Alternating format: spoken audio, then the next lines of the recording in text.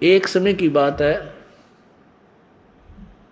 कि एक राक्षसों का और देवताओं का युद्ध हो गया। युद्ध हो गया और राक्षस भी वेदों अनुसार साधना करते थे, देवता भी। देवताओं को राक्षसों ने हरा दिया। और देवता वहां से भाग के और कितना समुद्र के किनारे जान बचा के फिर वहां फिर बैटरी चार्ज करने लगे, भक्ति करने लगे। भक्ति करी, स्तुति करी, हे विष्णु भगवान, हे परमात्मा हमारी रक्षा करो, हमें राक्षसों ने सता दिया। तो कहते जब उन्हें घने दिन स्तुति करते हो गए, जब विष्णु भगवान प्रकट हुए तो उसने कहा, भाई बोलो क्या बात है, मैं तुम्हारी वैसे परिचित हूं, तुमने क्या दिक्कत है। तो उन देवताओं ने कहा, भगवान ऐसे ऐसे हम राक्षसों ने हमें हरा दिया। तो भगवान विष्णु रूप में वो काल था, वो ऐसे ही आता है। उसने कहा, भाई बात सुनो कि वो देव राक्षस भी वेदों अनुसार साधना करते हैं, जंतर मंत्र जो सिद्धि प्राप्त करते हैं वेदों के मंत्रों से ही कर रहे हैं, और तुम भी।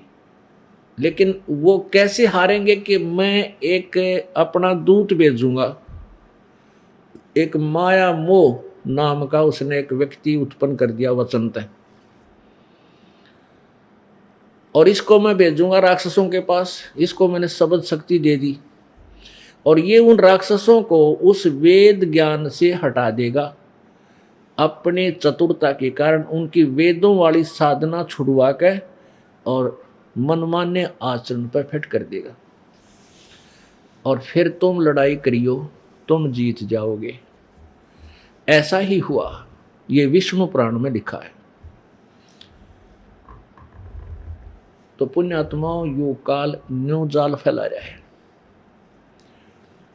अब इसने ये ऋषि दानंद जो था, यो अपना दूध भेज रखा था काल ने। अब ये कितना प्रसिद्ध हो गया, क्योंकि काल सब में बोल रहा है, किसी ने डिस्टर्ब होने ना देता। जो अपने दूता के अनुयायी हैं सब में एक जैसी सुर में सुर मिलवाता रहता। हाँ बिल्कुल सही। अब इस दानंद सरस्वती में जकित महर्षि का एक भी गुण पा जा तो मैं संतपना छोड़ दूंगा, और मैं इसने सिर पर रखता जाए। महर्षि के गुण होते थे, पता मेरा कोई जाति दुश्मन ना, मेरे कोई इसमें कोई बाधा इसने करी। लेकिन ये ज्ञान कोनी भक्ति का इसका एक भी सत्यार प्रकाश कति नकली ज्ञान है, वो टोटली वेद विरुद्ध और समाज में अप्लीकेबल कर पढ़न जोगा भी को ना, मानना तो बहुत दूर की बात है। और आज तक इसकी महिमा का बोलबाला, हे भगवान, किससे बच्चे बच्चे सुन रहे। अब महर्षि पढ़ा था, वो तो भाई बड़ा विद्वान पुरुष था। मेरा सगा मामा double MA, MA in English, MA in Sanskrit. और जब इस दास ने परमात्मा की आज्ञा मानकर यह सत्संग शुरू किए तो क्रोथा आश्रम बनाया ही था, साल भर होया होगा। मेरी माँ बीमार होगी, मेरे साथ ही रहते माता पिता, तो उनको पता लगा तो वो मिलन खातिर आ गए। तो आगे बैठे बातचीत हुई।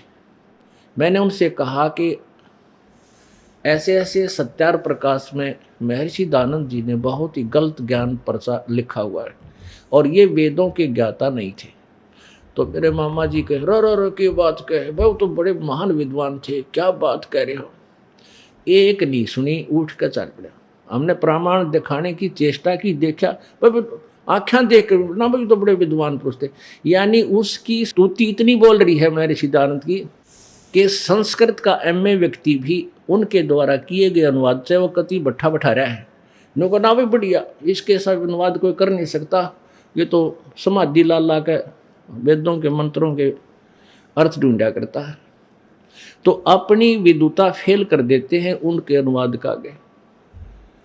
अब और जनसाधारण की तो मैं कहूँ कि क्यों मानने का, जो एक एमए संस्कृत का व्यक्ति और उसके गलत अनुवाद को ठीक मान रहा है, क्योंकि उसकी सुनी सुनाई में बात है, वो इतना फ्यूज हो गया।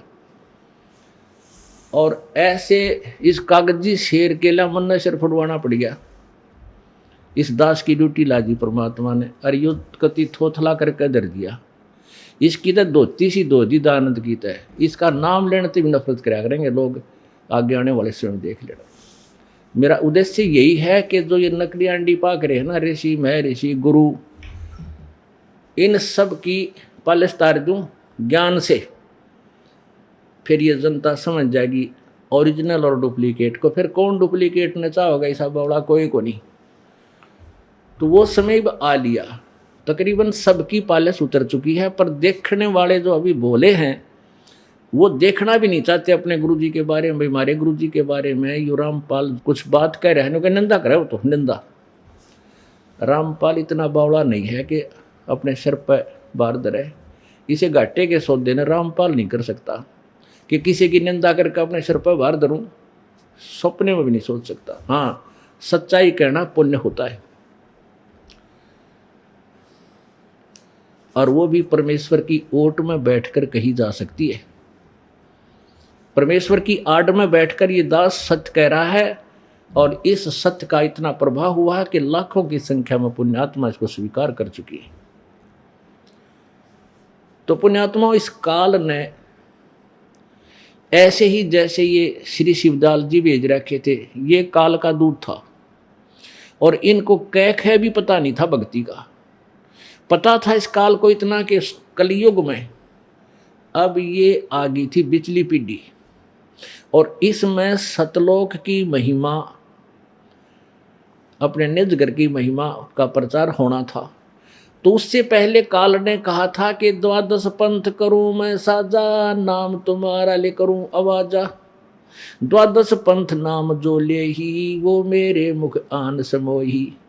और अनेक पंथ में चलाऊं, नाम तुम्हारा ले गुण गाऊं। परमात्मा से वार्ता हुई थी काल की, जब जोगजीत रूप में भगवान आए थे। वो अपने परमात्मा को नहीं पहचान सका काल, ब्रह्म उनको अपना बड़ा भाई जोगजीत समझता था।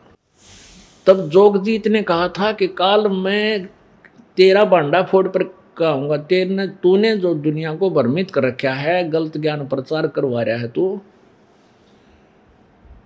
तूने परमात्मा का नाम और निशान मिटा दिया परमेश्वर का। तेरी वास्तविकता से मैं जनता को परिचित करवा कहूँगा, और कहूँगा यू काल है भाई, इसकी पूजा मत करो, परमात्मा कोई और है। तब काल ने कहा था कि 3 युगों में जीव कम ले जाना, और चौथा युग जब कलयुग आवे, तब तो शरण जीव बहु जावे। ऐसा वचन हर मोह दीजे, तब संसार गवन तुम कीजे। तो जोगजीत रूप में परमात्मा ने इसको ये वरदान दे दिया था, आशीर्वाद दे दिया था कि भाई 3 युगों में जीव थोड़े ले जाऊंगा, और चौथा युग जब कलयुग आवे, तब तो शरण जीव बहु जाओ। इसको पता था कि चौथे युग कलयुग में, और ये बिचली पीढ़ी जब शिक्षा प्रारंभ होएगी संसार में, परमात्मा आवेंगे और अपने ज्ञान का प्रचार करेंगे। उससे पहले इसने नकली पंथ चला दिए, सतलोक की महिमा गाने वाले, जो राधा स्वामी पंथ है, यो सब एक नंबर का काल प्रेरित है। और दूसरे नंबर पर ये धन धन सतगुरु, ये भी काल के ही पंथ है। और तीसरा ये निरंकारी पंथ, और चौथा ये अंशादेश वाले। ये सभी ना इनका सिर ज्ञान का, ना किते पैर, और आखिर में भगवान को लास्ट में कहते हो निराकार है, प्रकाश ही प्रकाश दिखता है उसका। तो ये काल ने पहले इतना जबरदस्त जो है ना प्रचार करवा दिया, उस नकली दूत भेज गए। अब परमात्मा ने कहा था ठीक है कोई बात नहीं, तू अपनी करना, मैं अपनी करूंगा। काल ने कहा था कि कुछ तो ऐसे अलग से पंथ बना दूंगा, और कुछ देवी देव और ये मूर्ति पुजारी, कुछ देवी देवता बना दूंगा, कुछ मूर्ति पुजारी बना दूंगा, यानी कत्ती भट्ठा बैठा दूंगा। इस भक्ति का अलग से कोई ज्ञान देगा उन साधनाओं से, कोई सुनेगा नहीं, बल्कि सिर फोड़ देंगे। तो परमात्मा को ये पता था कि जब मैं आऊँगा या अपना कोई दास भेजूंगा बिचली पीढ़ी में, उस समय क्या होगा कि सभी पंथ अपने अपने ज्ञान का प्रचार ढोल के डंके पर कर चुके होंगे और उनकी द्वारा अनुभव की पुस्तकें पूरे समाज में उनके अनुयायियों में फैल चुकी होगी। तब परमात्मा ने कहा था उस समय मैं अपना दूत भेजूंगा, संदेशवाहक, और वो फिर सदग्रंथों के आधार से उन नकली पंथों के अनुभव की पुस्तकों को और उस ओरिजिनल नोट से तुलनात्मक तरीके से तोल कर दिखा देगा कि ये डुप्लीकेट, इनका अनुभव गलत है, हमारे सदग्रंथ ये बताते हैं। तो वो सभी पुण्यात्मा उस सच्चाई को समझकर और परमात्मा की चरणों में आ जाएंगे, अपना कल्याण करवाएंगे। वो समय अब आ चुका है।